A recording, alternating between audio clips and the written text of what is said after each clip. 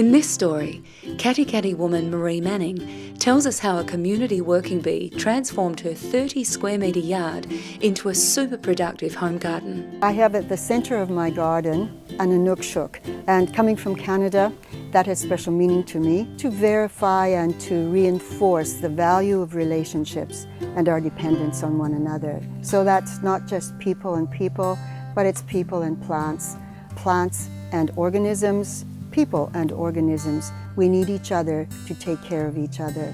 So it's in beds which radiate out peace and joy and love and harmony. I have 30 square meters here, which is really not very much at all. And most of us can have some place within our backyards that we can find 30 square meters.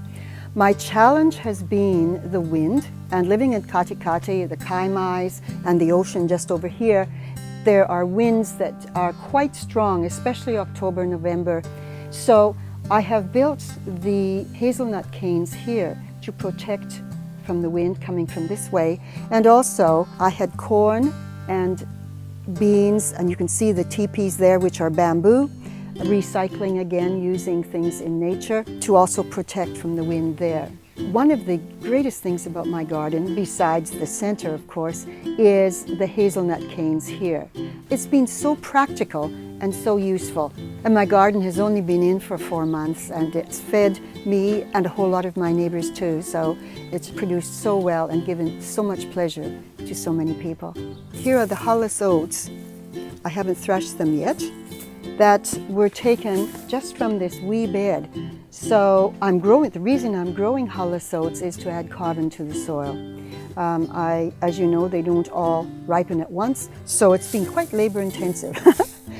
I cut them very close to the ground, and then I utilize the stalk for my compost, which also adds carbon there.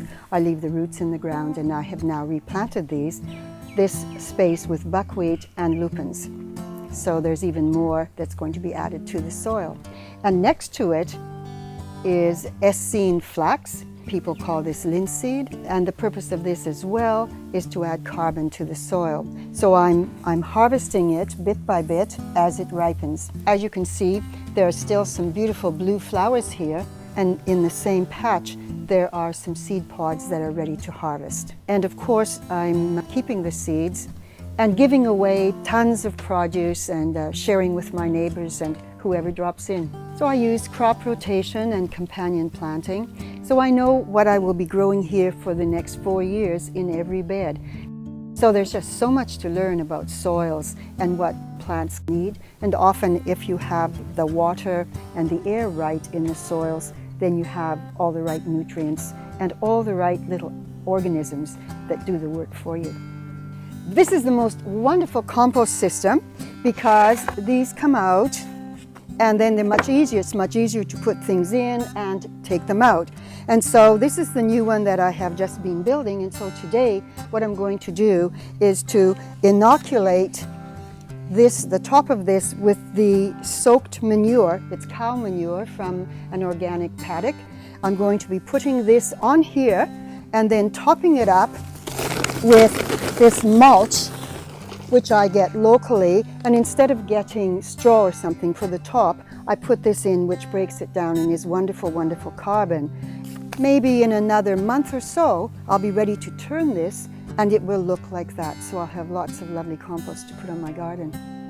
So here's part of the turf that we took from the 30 square meters, and that we have layered into the compost here. It was put here first of all, layering with twigs and then layering with green waste, some seaweed, lots of mulch, manure, and layer, layer, layer.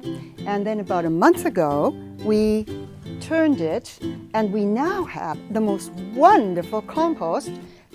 Have a look at this wonderful stuff. I'm really growing soil is what I'm doing.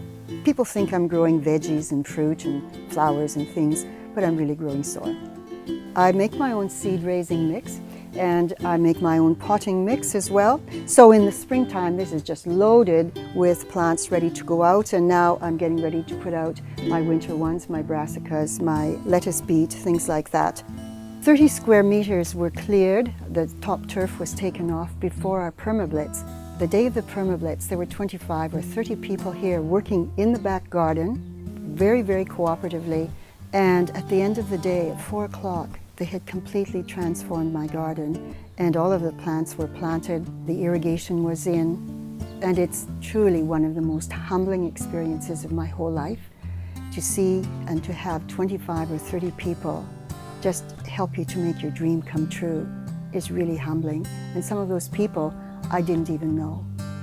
We can do without a whole lot of things. We can do without petroleum, we can do without a lot of the things we think we need, but we cannot do without healthy soil and healthy food.